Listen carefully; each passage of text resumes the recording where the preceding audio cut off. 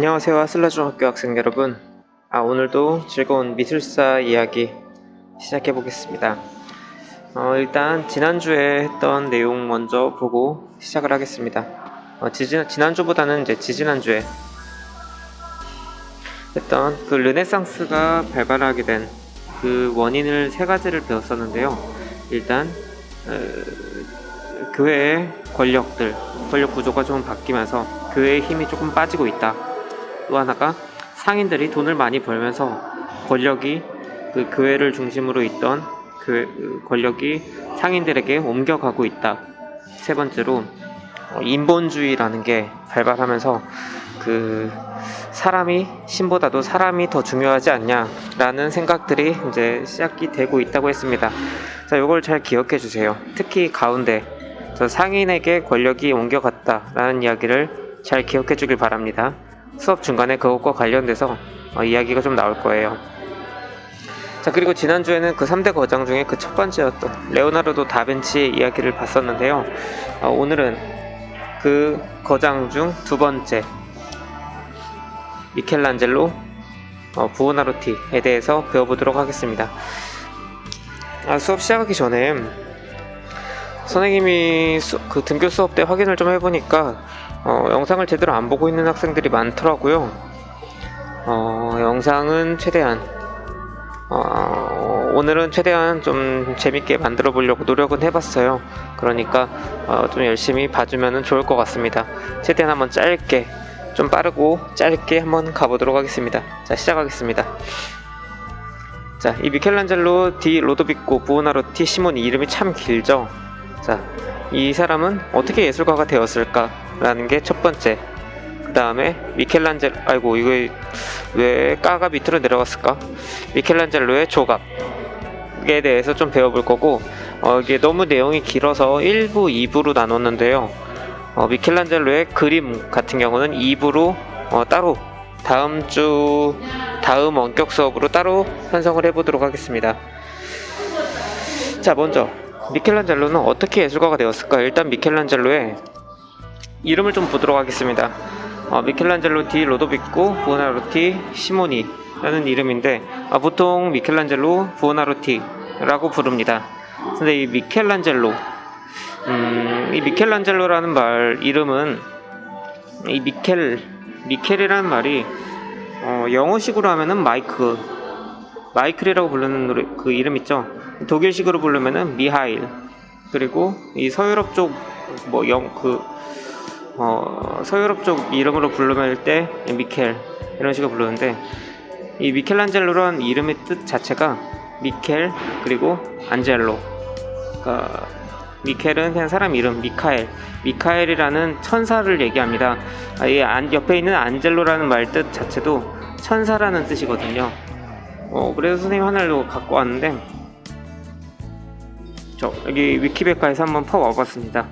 미카엘이라고 그 성경을 읽다 보면은 그 성경에 나오는 미카엘이라는 대천사가 있습니다. 자, 그래서 여기 보면은 미카엘 천사라는 이름으로 합쳐져서 미켈란젤로라는 이름으로 아버지가 붙였겠죠, 아마도. 자, 이런 식의 이름으로 되어 있고, 자, 다음 미켈란젤로 아버지가 이 몰락한 귀족이었는데요. 승질이 아주 더러웠어요. 맨날 이렇게 막 빽빽 소리 지르고 미켈란젤로한테. 미켈란젤로도 보면 성질이 아주 더러운데, 이게 어디서 왔나 생각해보면 당연히 아버지한테 왔을 것 같아요. 아버지 같은 경우는 이 몰락한 귀족이지만 뭐 돈을 못 버는 건 아니었어요. 그때 상인이 발달한 상업이 발달한 이탈리아에서 이 공증업을 하면서 돈을 굉장히 많이 벌고 있었는데, 이 아들이 예술 한다고 하니까 사실은 굉장히 크게 반대를 했었습니다. 그리고 삼촌들까지도 다 같이 미켈란젤로를 뜯어 말리려고 했어요. 그래서 막 실제 책을 찾아서 보다 보니까 막 두들겨 막 패면서 어떻게든 뜯어 말렸다고 하는데, 근데 문제는 미켈란젤로는 이보다 더한 또라이였던 거예요. 결국에 아버지는 그 고집을 꺾지 못하고 결국에 가르치기로 합니다. 미술을요. 자, 그래서 그 당시에 굉장히 유명했던 이 그림 스승에게 보내서 그림을 좀 배우도록 하는데, 그 사람이 바로 이 도메니코 기를란다요라고 하는 사람입니다. 이런 식으로 생겼어요. 이 사람의 그림 보면은, 이 지금 오른쪽에 있는 이 그림 보면은 이런 것처럼 굉장히 사실적인 그림을 그리는 사람이고, 이 사람이 미켈란젤로에게 그림을 가르쳐 주게 됩니다. 보통 이 이름을 외울 때 도메니코 기를란다요, 뭔가 되게 기를란다요, 오른쪽에 있는 그림이 꼭 아이를 기르는 것처럼 보여서 이런 식으로 이름을 외웠던 게 기억이 납니다. 도메니코 기를란다요에게 가서 그림을 배우게 됐습니다. 이때가 13살 때예요. 지금 여러분보다 나이가 더 어린 13살 때 그림을 배우게 됐는데, 근데 이게 그렇게 오래 가지는 못해요. 왜냐, 미켈란젤로가 너무 뛰어나서, 너무 천재여서 더 이상 배울 게 없었던 거예요. 1년을 배우고 딱 1년 만에 벌써 하산을 하게 됩니다. 자, 이 도메니코 기를란다요 같은 경우는 미켈란젤로를 1년 동안 가르쳤던 것 때문에 이 이후에도 미켈란젤로의 그림과 도메니코의 그림이 계속 비교당하는 그런 수모를 이후 400년 동안 겪게 될 겁니다. 자, 어쨌든 이렇게 이제 도메니코 기를란다요에게 더 이상 배울 게 없어서 나오긴 했는데, 사실 그런 것도 있지만 더 큰 문제는 미켈란젤로가 사실 그림을 별로 안 좋아했어요. 그림보다는 조각을 하고 싶어 했어요. 왜냐면 본인 스스로도 늘 난 화가가 아니라 난 조각가다 라고 말하고 다녔고, 조각에 특별히 더 이제 큰 의미를 갖고 있었기 때문에, 그래서 조각을 더 하고 싶어 했습니다. 자, 그러다가 어느 날 미켈란젤로에게 기회가 찾아오게 됩니다. 전에 상인들이 돈을 많이 벌어서 그 큰 권력을 가지게 됐다고 했는데, 선생님이 등교 수업 때도 한번 언급한 적이 있는데, 그 대표 가문이 어떤 가문이었는지 기억이 나나요? 네, 바로 그 메디치 가문이었습니다. 이 메디치 가문의 수장, 이 메디치 가문의 대장, 바로 로렌초 데 메디치라고 하는 사람이 있었습니다. 자, 이 메디치 가문에서 가장 유명한 사람 중에 한 명일 것 같은데, 자, 이렇게 생긴 사람입니다. 이렇게 생겼고요. 이 도깨비에 나오는 이분 아닙니다. 자, 되게 굉장히 닮았는데, 자, 이 사람이 사실은 안 좋은 말도 많이 들었어요. 막 폭군이다, 누군가에겐 폭군이다, 또는 독재자다 라는 말을 들을 정도로 굉장히 자기 중심적이었던 사람이지만, 그치만 이 로렌초는 정말로 예술을 사랑했던 그런 상인 대표 중에 한 명이었습니다. 지금 가장 오른쪽 세 번째에 있는 그림 보면은 이 그림 자체가 바닌이라고 하는 사람이 그린 그림인데요. 여기 왼쪽에 있는 사람이 바로 로렌초, 그리고 이 오른쪽에 있는 젊은 예술가가 바로 미켈란젤로입니다. 이게 미켈란젤로와 로렌초가 처음 만나는 장면을 상상해서 그린 작품이라고 합니다. 자, 어쨌든 15살이 된 미켈란젤로는 로렌초와 만나게 되는데요. 로렌초에게 작품을 보여주기도 하고, 그러다가 로렌초가 하나의 제안을 하게 됩니다. 아예 이럴 거면은 우리 집 들어와서 우리 집에서 밥 먹고 여기서 공부하고 하면서 한번 예술가로서 꿈을 펼쳐보지 않겠나, 젊은이. 이렇게 하면서 15살에 이 미켈란젤로는 메디치 가문의 그 천재성을 인정을 받고 초청받아서 메디치 가로 들어가게 됩니다. 자, 이제 그 이후로는 굉장히 로렌초와 친해지면서 같이 밥을 먹기도 하고, 같이 밥도 많이 먹고, 뭔가 이 메디치가 안에서 철학 공부, 역사 공부, 예술 공부, 인문학적인 교양들을, 높은 수준의 인문학적 교양들을 계속 쌓아가는 그런 모습을 보입니다. 그리고 로렌초가 죽을 때까지 메디치가에서 계속해서 살게 됩니다. 자, 그러던 와중에 이제 작품을 하나를 하게 되는데요. 이 작품은 성 베드로 성당, 이탈리아에 있는 성 베드로 성당에 전시되어 있는 설치되어 있는 작품입니다. 제목은 피에타라고 하는데요. 이 피에타라는 말은 이탈리아 말로 비통 또는 슬픔 이런 것들을 이야기합니다. 자, 이 작품을 보고 한번 이게 어떤 상황인지 유추를 좀 해볼까요? 잠깐 시간 드릴게요.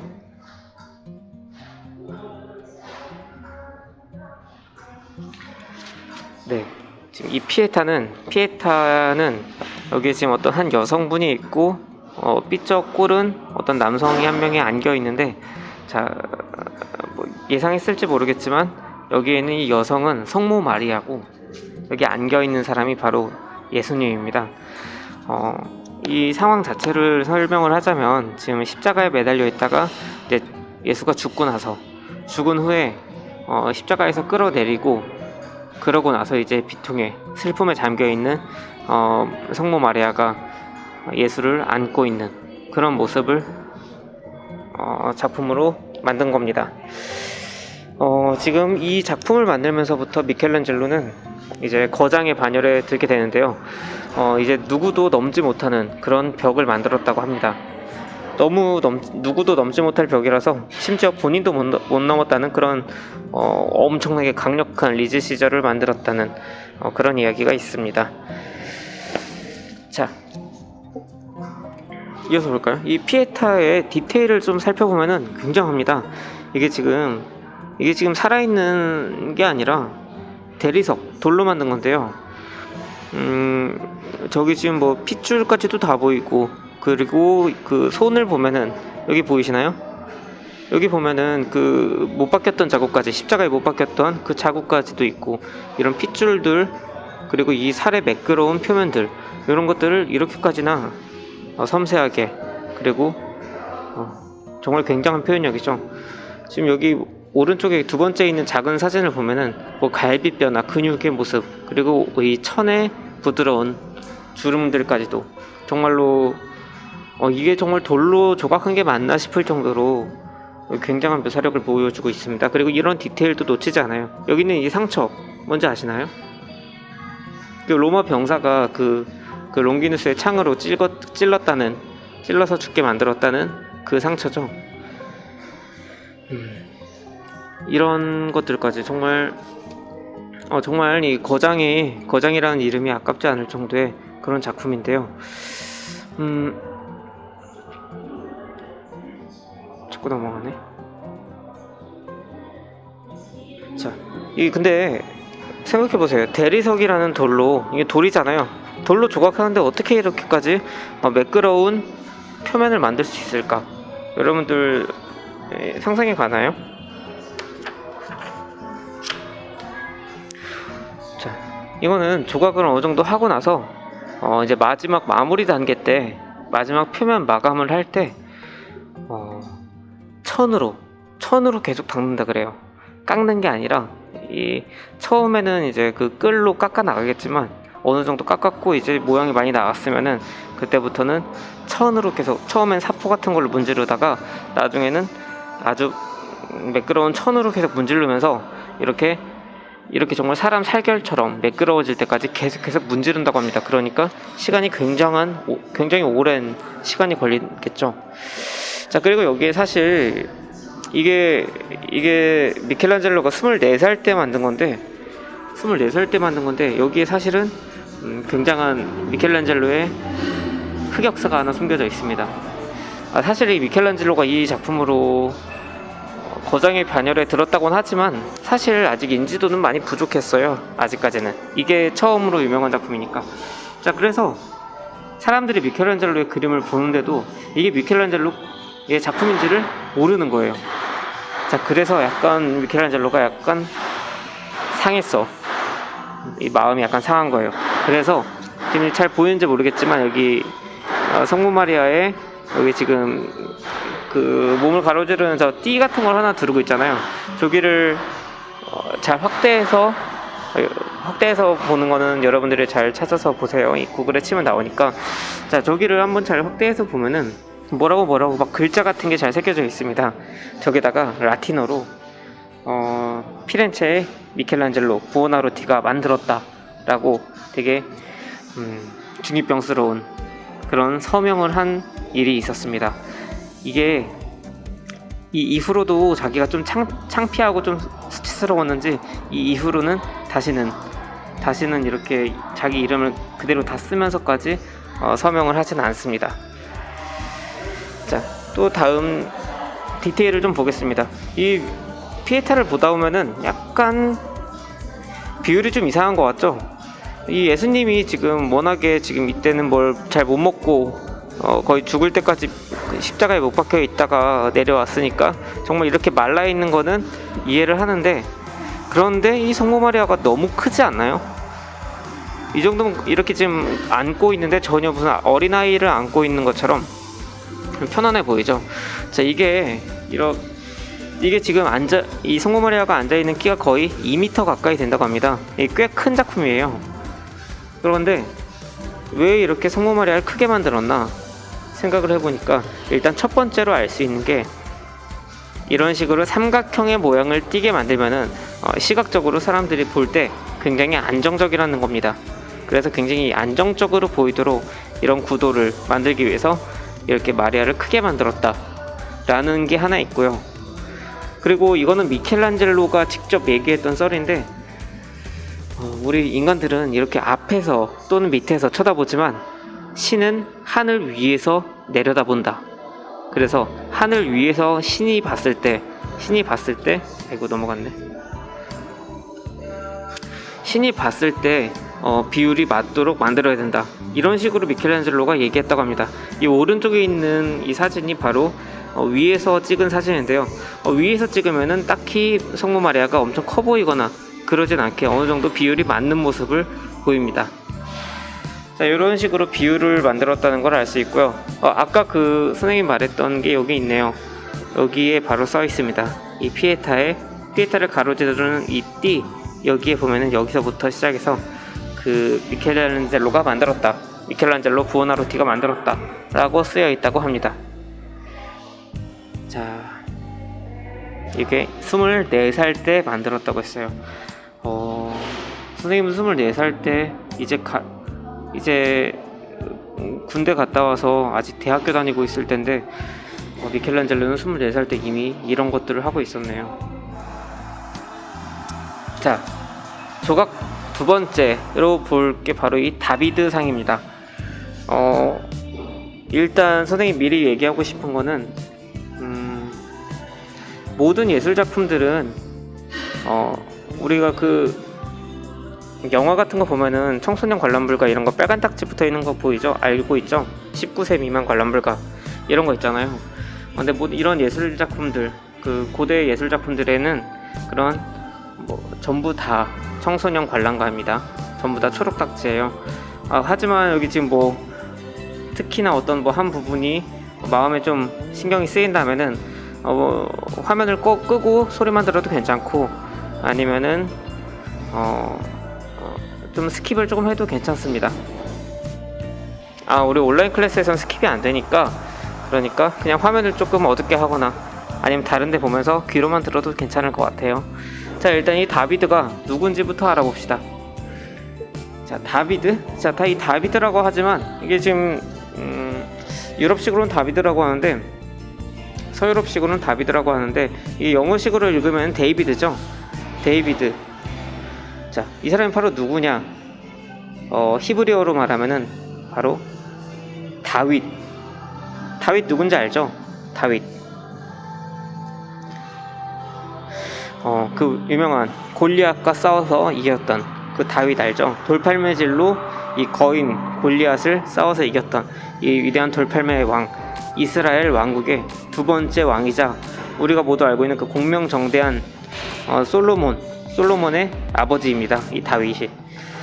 자, 이 다윗을 영어식으로 읽으면은 유럽식으로 읽게 되면은 다비드, 영어식으로 읽게 되면 데이비드가 되겠습니다. 자, 그런데 이 다비드상을 이렇게 정면에서 보고 나니까 비율이 조금 이상해요.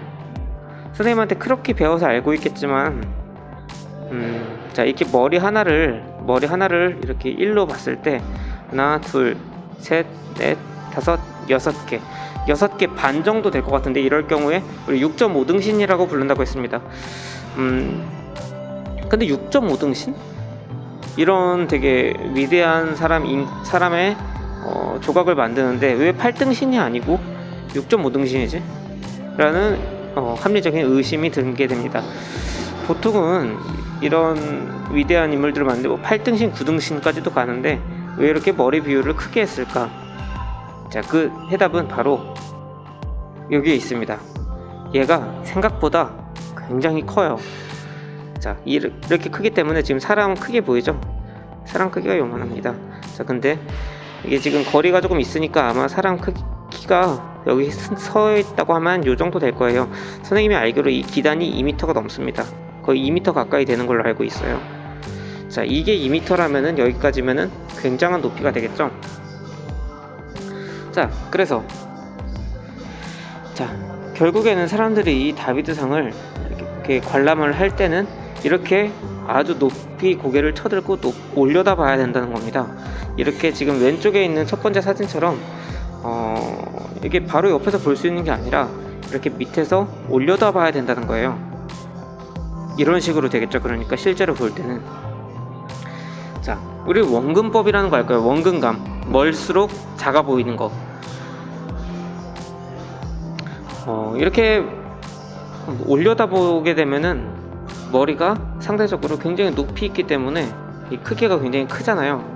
머리가 굉장히 높이 있기 때문에 머리가 작아 보이게 되는 겁니다. 자, 여기서 그 원근감을 조금 해소시켜 주려고 그래서 머리를 생각보다 크게 만들었다. 자, 또 하나, 이런 것들도 마찬가지예요. 손도. 자, 이런 것들도 일부러 더 크게 만들어서 이 원근감을 약간 어느 정도 해소시켜 주려고 했다 라고 볼 수 있습니다. 밑에서 보게 되면은 이제 거의 8등신에 가깝게 그런 비율로 보이게 될 거예요. 자, 이 로우 앵글 알죠? 우리 요즘에는 사진 찍을 때 이렇게 일자로 찍는 사람 거의 없잖아요. 정말 막 바닥에 가깝게까지 카메라를 쭉 낮춰가지고 사진을 찍죠. 자, 그렇게 하면은 당연히 머리가 더 작아 보이게 되고, 그리고 다리가 더 길어 보이게 되는 그런 효과가 있을 거예요. 자, 그런 원리와 비슷하다고 보면 되겠습니다. 자, 이걸 어쩌다가 만들었냐면요, 교황 중에 율리우스 2세라는 교황이 있습니다. 자, 율리우스 2세라는 교황의 이름을 잘 외워두세요. 다음 주에도 나오게 될 텐데, 다음 원격 수업 때도 나오게 될 텐데, 이 사람과 이 미켈란젤로가 이 케미가 아주 훌륭합니다. 정말 둘이 서로 죽이지 못해서 안달릴 정도로 정말 지지고 볶고 많이 싸우게 돼요. 자, 이 교황 율리우스 2세가 어느 날 이 미켈란젤로에게 얘기를 합니다. 내가 자기가 나중에 죽었을 때 들어갈 무덤을 만들려고 하는데 그 무덤을 꾸밀 조각품을 만들어 달라라고 의뢰를 하게 됩니다. 미켈란젤로에게. 미켈란젤로는 완전 대박 났죠. 지금 다른 사람도 아니고 교황이 주문한 거니까 돈도 굉장히 많이 받을 수 있을 거고, 그리고 내가 원하던 그런 정말 대규모의 작품들을 할 수 있겠다라는 생각에 아주 신나게 됩니다. 자, 너무 신나게 돼서 바로 이제 그 또 조각하려고 그 직접 대리석이 많이 나오는 카라라라고 하는, 써줄까요? 카라라라고 하는 그 이탈리아에 있는 그 대리석 산지로 직접 가게 됩니다. 가서 대리석을 직접 막 다 고르면서 이거 어떻게 조각할까 하고 막 신나 있는데 6개월이 지났는데 난 벌써 대리석도 다 골라놨는데 미켈란젤로에게 연락이 안 오는 겁니다. 아니지, 교황에게 연락이 안 오는 겁니다. 자, 교황이 시켜는 놨는데 까먹은 거예요. 잊어버린 거예요. 그냥 여기서 미켈란젤로는 완전히 차갑게 식어버립니다. 자, 그리고 보통의 사람이라면 하지 않을 행동을 하게 됩니다. 보통 사람이라면 지금 교황이 아무리 힘이 빠졌다 그래도 교황은 무서운 사람이에요. 지금 이때 아직도 권력을 가지고 있고 말 한마디면은 미켈란젤로 한 명 정말 죽이는 거는 아무 일도 아니었을 정도고. 자, 그런데 미켈란젤로가 편지를 씁니다. 교황에게. 당신 내가 필요하면은 직접 찾으러 와라 라고 편지를 보냅니다.